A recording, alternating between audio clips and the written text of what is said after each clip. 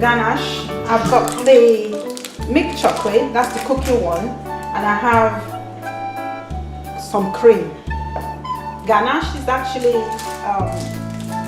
it was actually discovered by accident in a kitchen when somebody accidentally dropped some cream into already prepared chocolate. To make the ganache, break the cooking chocolate into small pieces over some steam, or you can melt the chocolate in a microwave following the instructions on your packet. Mine says 1 minute. So I'm going to place it in the microwave to melt for 1 minute. Cool the chocolate down and add the cream into the chocolate. Mix using a spoon, the two together.